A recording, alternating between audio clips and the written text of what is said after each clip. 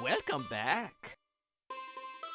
Oh, brother, this guy stinks! My name is Silas Cade, and this time of year, I usually like to put a spotlight on movies that I feel have flown under the radar.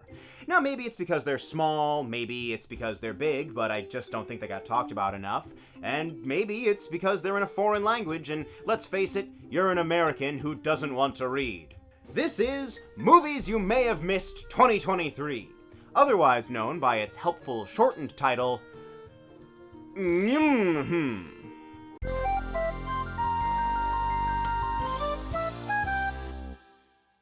going to use the same guidelines as last year. That means that I can't promise you every single movie here is good, whatever that means, but I can tell you that each and every one of them is interesting. There is something unique about every movie on this list, and I think they haven't gotten enough coverage, so I'm giving it to them here.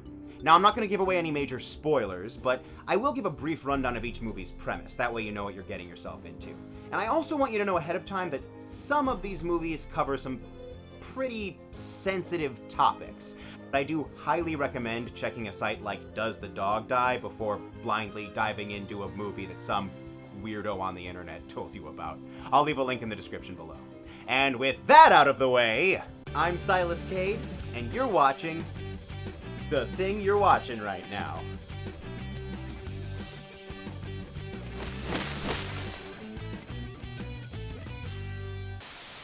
So, wanna help me with the vid for my channel? I don't know. Please! I'm really busy. Please, Lena! No. Please! No. Polite Society. This is the one I want you to leave this video thinking about. I mean, all of these movies are worth a watch, but if you made me file the list down to one, I would say, no, it's my list, and I'll make it however I want. But then I'll probably tell you that it was this one. I mean, like, I'm not making a top 10 list, but this was my favorite movie of the year. Well, maybe Godzilla. This and Godzilla. They're tied. This one. I feel like everyone slept on this movie, and I'm not sure how that happened. Like, it kicks massive amounts of ass, and it strikes the perfect balance between being heavy and important, while also being very silly and fun. And the setting of the movie reflects this by being very grounded and real, while also being really heightened and stylized. Like, okay, it's this great tribute to classic kung fu movies, both in tone and style, but it always stays true to its own identity. Which makes sense, given that it's largely about how Rhea needs to stay true to her identity too. I mean, honestly, it feels like this movie is the kind of thing that Rhea would really love to watch. Like, I get the sense that if you showed it to her, she'd be clapping and cheering about how they told her story in such a fun way, and that's just such a good thing to feel. And most importantly, no matter how ridiculous this movie gets, it never stops feeling emotionally honest. I mean, I recommend this as an example of not only what a good action movie looks like, but also what a good coming-of-age drama looks like. And it all comes together with this beautiful story about the love between two sisters. I mean, suffice it to say, I did not guess where the movie was going, but it somehow also feels like that's the only place it could have gone. Look, did you like Bottoms? Me too. I mean, I'm assuming you answered yes, because that movie was great. But did you also come out of Bottoms saying, I wish more movies took place in a cartoonishly stylized version of reality that also featured elaborate fight scenes? If you said yes to both those questions, and again, I'm assuming that you did, then you owe it to yourself to check out Polite Society. Let's decimate this mother! Hey, is anyone sitting here? No.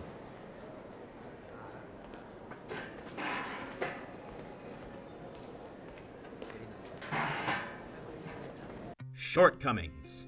It's very easy to get lost in a relationship that you've been stuck in for years. And this movie shows what it feels like to have your judgment clouded by codependency when you're just desperately trying to save a dying relationship. This is one of the most unflinching, well-rounded, and fleshed-out portraits of an absolutely terrible person that I have ever seen.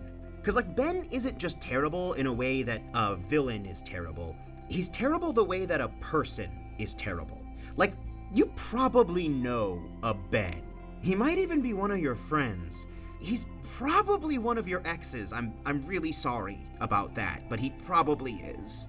He's horrifically insecure, he blames everyone else for his problems, and he refuses to even acknowledge any of his weaknesses. I feel like I'm doing a bad job selling this movie. Oh, the main character's terrible, go watch it. Believe me when I tell you that this movie is also very funny and very sweet and very heart-wrenching, and Justin H. Min does such a good job portraying Ben as this fully realized, fleshed out person. I mean, as you watch it, you realize that you don't really like the character of Ben as a person, but you completely understand who he is and how he affects the people around him. I mean, that's really the secret sauce that makes Shortcomings work. It knows exactly what Ben is doing wrong, but it still shows everything from his perspective. So it never excuses Ben, but you're always seeing the events of the movie through his eyes. I honestly think a lot of people really need to see the world through Ben's eyes, if only so that they can learn to recognize what a Ben is doing, like how a Ben thinks, so that they can get the hell away from them as fast as possible. So as far as I can tell, this movie's done a good job of avoiding the Fight Club problem, you know, where a movie depicts a terrible person, but then it ends up getting a following from the people who actually agree with the character, even though the movie doesn't. I mean, I'm not sure any movie can ever fully avoid the Fight Club problem, but I can say I haven't seen it affect this movie yet. It actually kind of reminds me of Dream Scenario, you know, like they're both portraits of a guy and the mistakes that he makes and his unwillingness to make any changes that might actually let him get better. But Shortcomings has more of a romantic comedy bend to it as opposed to Dream Scenario's more fantasy angle. I also want to say that one of the best aspects of this movie is the relationship between Ben and his best friend Alice. You get this really palpable sense of what their friendship looks like and how they've been able to depend on each other for so long. And Alice does a lot of growing throughout the movie, but you also understand why she keeps reverting whenever she meets back up with Ben. And it creates this fuller picture of what codependency can look like, not just in romantic relationships, but in ones with your friends too. Also, it was directed by Randall Park. I love Randall Park! And this is his first feature, so if you like him as an actor, guess what? He's a good director too. Look, Ben. Don't fucking touch me! Oh, really? That's just instinct. It's just a reflex. It's decades of training, and I'm sorry. A martial arts guy? Really, Okay. Nico?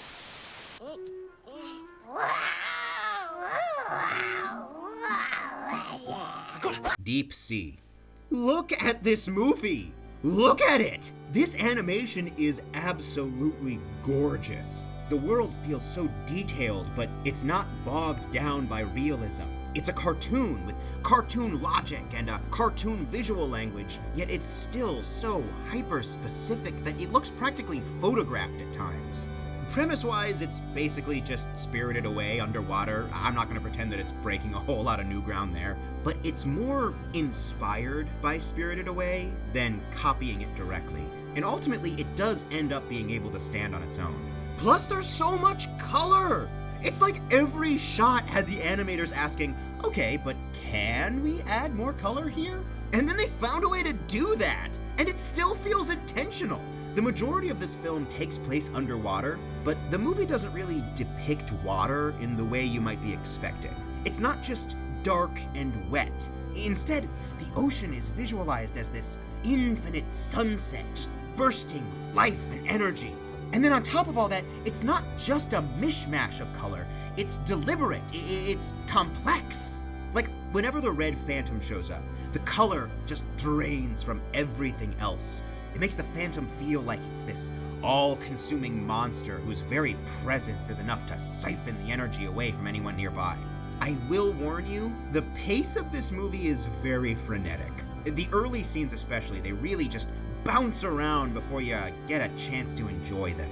Thankfully, it does slow down when it really needs to, and it has this beautiful section toward the end that uses a movie projector and a screen in a really clever visual metaphor that I really wish I could tell you more about, but I can't do that without giving away the ending. If you like really ambitious animation, and you've already seen Spider-Verse and TMNT Mutant Mayhem, or actually, if you were one of the people who felt let down by Wish, then give this a shot. Regardless, it's a beautiful film that's one half crazy and one half pensively somber, and you might just be surprised at how well those two flavors work together.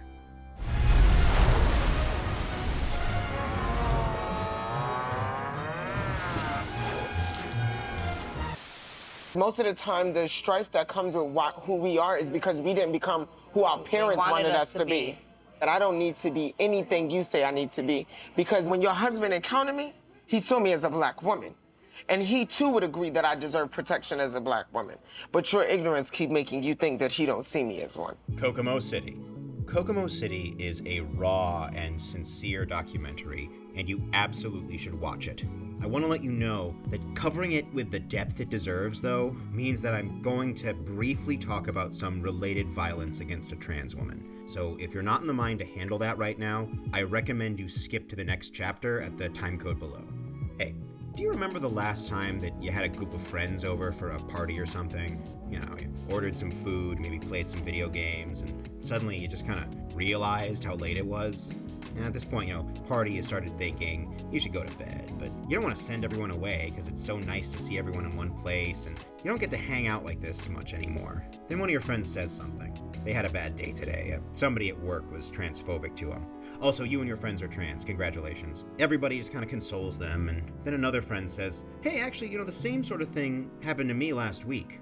And now you're all just sharing stories about people you've dealt with, and it's just late enough that you're a little less inhibited. So the angry stories, they make you angrier, and the silly stories make you laugh harder, and you realize that you're in a place that makes you finally feel comfortable enough to share the things that make you scared and sad. That's what Kokomo City feels like. It's slow but never boring, contemplative but never pretentious. This is a documentary that speaks with 4 black trans women who are sex workers in New York and Georgia, and it is exceptional.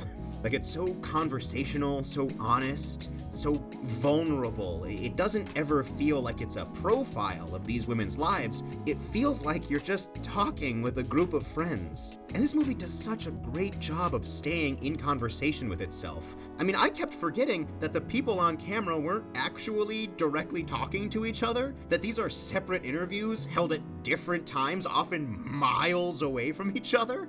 They all just still felt like they were talking. There's a very clear honesty here that I really wish I saw more of in documentaries. You feel like the director was genuinely listening to her subjects in order to share the conversation with the viewer in a real and visceral way that lives with you, as if you were part of an important conversation. Director Dee Smith, herself a black trans woman, beautifully illustrates the humanity and nuance of the film's subjects, who are part of a population so often made to seem like caricatures in popular media, if they even appear at all. And unfortunately, at the intersection of so many stereotypes and fears, many of their stories, even when humorous, involve violence or the threat of it. One of the subjects, Coco Dedal, was murdered after the film's completion. Coco's death was the 10th reported violent killing of a trans or gender nonconforming person in this past year, according to the Human Rights Campaign. And the word reported is critical here, because the violent deaths of trans and gender nonconforming people often go uncounted.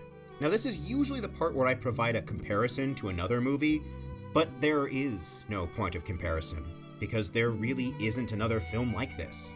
Kokomo City is just beautifully itself. I just want to try something different. I never learned anything else in life. In my mind for a long time, I just depended on catching a client. I've been doing it all my life. Like, I don't know nothing else. I don't know nothing else. I want them to be able to hear me. And for the girls that can't speak, I want to be the girl that speak for them. Like, honestly. Madam, on the royal family's own website, you will find Richard listed there as a usurper. Then people are being misinformed. The Lost King. Movies that are based on a true story, like especially ones with a currently living subject, they always have to do this balancing act between staying factual and compressing the events for the sake of a narrative. And The Lost King is doing an exceptional job of staying true to the nature of the actual events at play. And it does this by finding a really beautiful story that's at the heart of the facts. Ultimately, this isn't a mindless recitation of the events. It's a story about a woman who is regularly being second-guessed and unheard, standing up and saying, "My feelings matter, and they don't require justification. They simply matter because they are, and I matter because I am." It's about Philippa Langley, who spearheaded the search for the body of Richard III until she found it in a parking lot in Leicester. She was looking to help rehabilitate Richard's image after centuries of being branded as a usurper. And boy, howdy, is this movie not shy about explaining the amount of Tudor propaganda that Richard III's story has been victim to. It's honestly a funny bit of irony that the movie's villain is actually pissed off in real life about his portrayal here. Like, yeah, when you're portrayed as a bad guy, people think you're a bad guy. Who would have thought that? I also just love the relationship between Philippa and her ex-husband, John. I mean, I understand that when Steve Coogan and Jeff Pope were writing the screenplay, they were actually so affected by their non-traditional family that they brought it to the forefront of the story. And it's so beautiful to see a story that depicts a divorce that's this functional. These two are putting so much effort into their family. They have dinner together, they talk about their dating lives, they're co-parenting to the best of their abilities. Like, they clearly care about each other, and it's just that being married wasn't right for them. I really wish we saw more relationships like this on screen. I wish that we saw this type of love depicted, because I do think that there's a love between them. It's just not a romantic marriage love. That's excellent. More of that, please. Also, the portrayal of Philippa Langley's chronic fatigue is handled in a way that seems to really understand how it affects her life. They don't use it as a surprise superpower or an obstacle that needs to be overcome to inspire us. No, it's a part of her that affects what she can do and how she does it. But it isn't really for me to say whether this is well handled or not. I mean, I don't have chronic fatigue. But I can say that a lot of the more stereotypical tropes that plague depictions of disability aren't present here, and that's good to see. There were a couple biopics out this year. So, I mean, if you liked Air, Tetris, and or Gran Turismo, I think you'd like this one too. I mean, it feels like I should say that it's closest to Gran Turismo, given that they're both personal stories about David and Goliath situations where one person with a dream does everything they can do to make it happen. But like, for some reason, The Lost King feels more similar to Air. I'm not sure why. It's got the same vibes. I'm sorry, I can't tell you why. It does. I've tried to figure out why, but I can't. I can't tell you. I've failed you. I'm sorry. ¿Ya quedó, papá? Quedó re bien ya. Ay, hijo de la chingada, saliste muy bueno para los fierros, cabrón.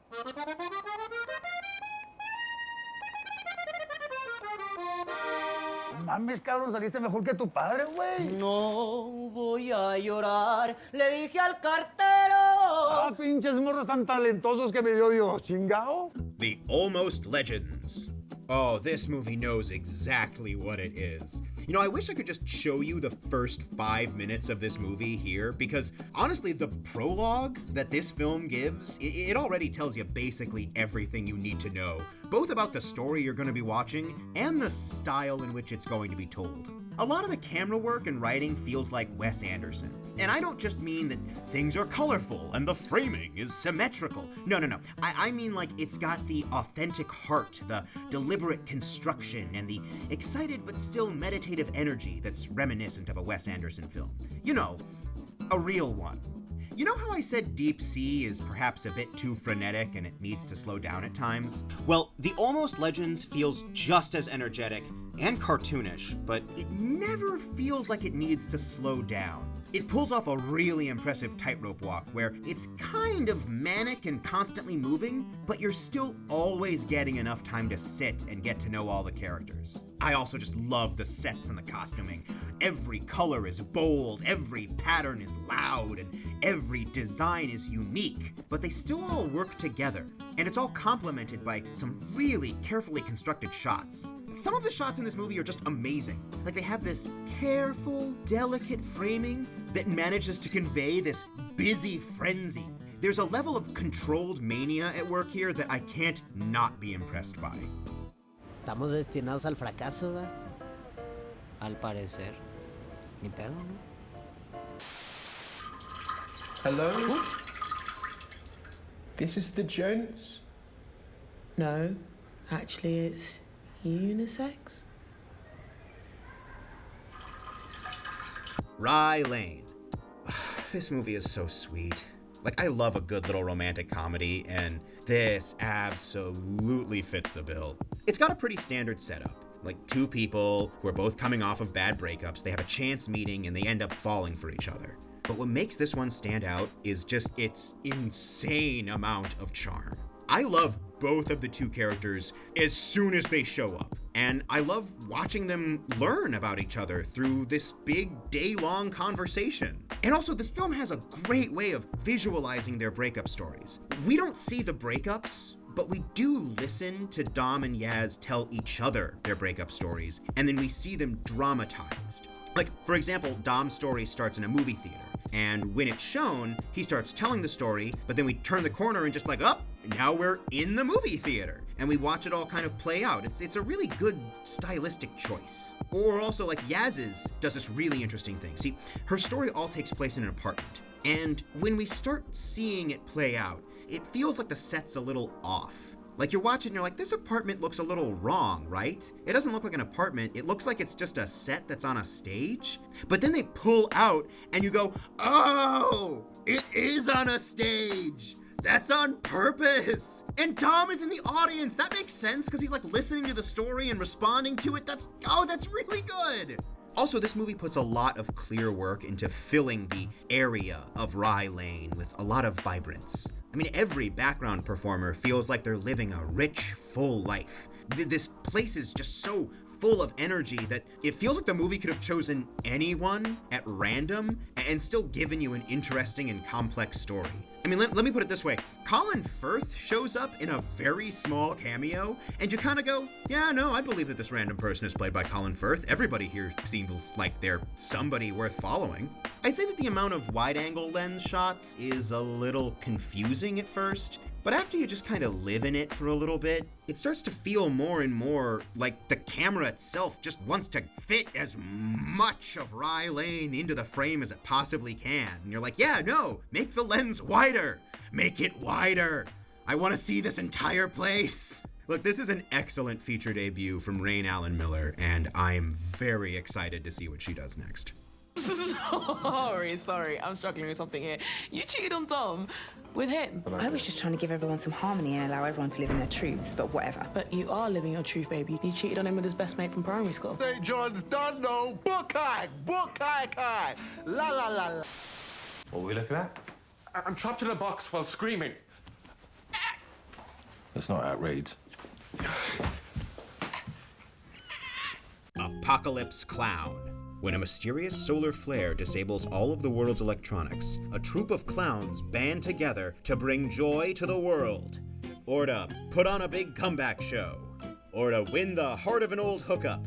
Or to bury the body of an old mentor. Look, they each have their own reason. This movie is hilarious and you should watch it. This is a wild and highly absurd movie, but it manages to still hold together very well as a straightforward narrative too. I mean, it's silly and it's weird, but it's also built around a really good story with a lot of strong performances. It's dealing with some really interesting ideas about what it means to be a clown. And I realize that sounds like a joke, but it takes that very seriously and it really does work.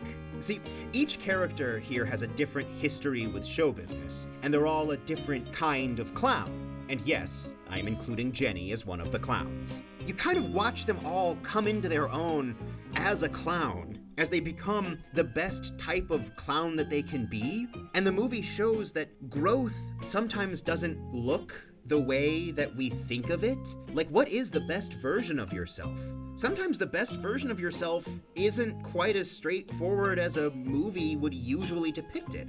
I think it's really working with some interesting stuff here. And on top of all that, it has all of my favorite things. Lowbrow humor with genuine heart, funzo, a sweet and insightful story, funzo, solid structure and pacing, and funzo. Yeah, that's right, it's got funzo. Funzo. I mean, I didn't previously know that Funzo was one of my favorite parts of a movie, but now I do, and I love her. Let them out, please. We could, but then we'd also be letting out all the rats. What rats? The set of rats I threw in there. All movies should have Funzo. Believe it or not, I think that the best point of comparison for this is the new Dungeons & Dragons movie. Because if you like movies about a wandering group of misfit fools as they stumble their way through their silly little quest in a world that has no electricity, then yeah, I think you're gonna have a good time with Apocalypse Clown. What should we call our troupe? Renu, how about Clownpedo? You know, like a torpedo of clowns. Patrick, What? I thought of something funnier than 24. Let me hear it. 65. Oh, here's a fun one. This is a bit of a cheat since this ended up doing really well on Netflix, but its initial theatrical run wasn't great, and I haven't really heard anyone talking about it. I think that might be at least partially due to its somewhat confusing title and the fact that it treats its main premise as something of a twist. I mean, like, they reveal it in the trailer, but it's still treated like a surprise when they unveil it. I'm gonna talk about it here so that you know what the premise is, but if you want to go in completely blind, I guess I would understand. So, for the really spoiler-phobic out there, here's my one-sentence description. This movie sounds like it was dreamt up by a group of kids on a playground, and I mean that as a compliment. Okay, now you should skip to the time code here if you want to see for yourself.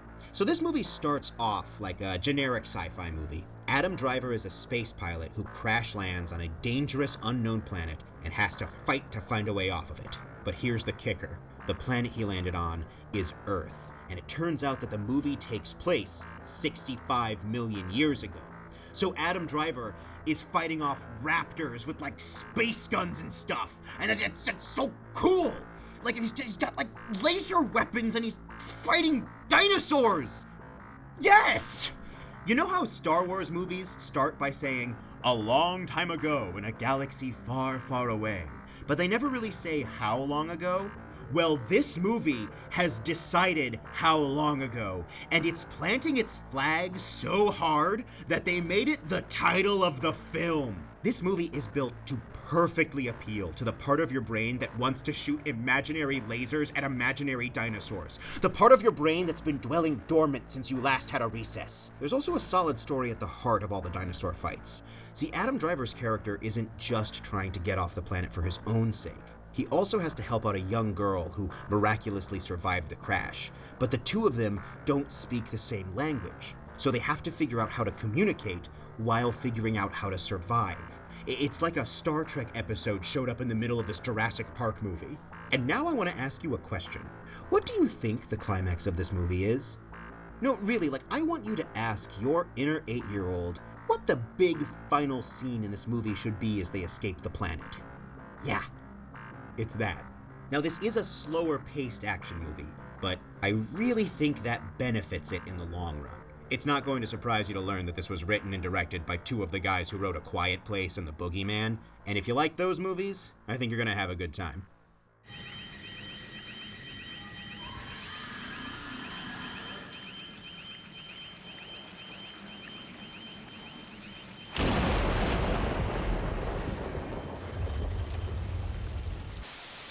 Je sais, hein, tu veux pas que je dise que ça va, et j'ai pas envie de t'énerver, mais vraiment, stresse pas, ça va, je te jure. Mais tais-toi, ferme ta gueule. T'es plus qu'une moitié d'être humain, arrête de dire que ça va, c'est pas possible. Ah.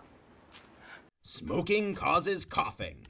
Smoking Causes Coughing is a very strange, very creative film about a group of Super Sentai-esque heroes called the Tobacco Force, who spread an anti-tobacco message by utilizing the power of smoking. It's by the same director as the movie Rubber, so if you've seen that, then you probably already know what kind of comedy you're in for. Now, this movie doesn't really utilize a traditional action movie narrative, or even a traditional narrative at all. Instead, it's about how the heroes need to take a work retreat into the woods so they can strengthen their teamwork. And at that point, the movie is mostly a series of little sketches based around what the team members do on the retreat, as well as some short films depicting the stories that they tell each other. Your mileage may vary on whether or not that works, but it is very weird, and this channel is a pro-weird space.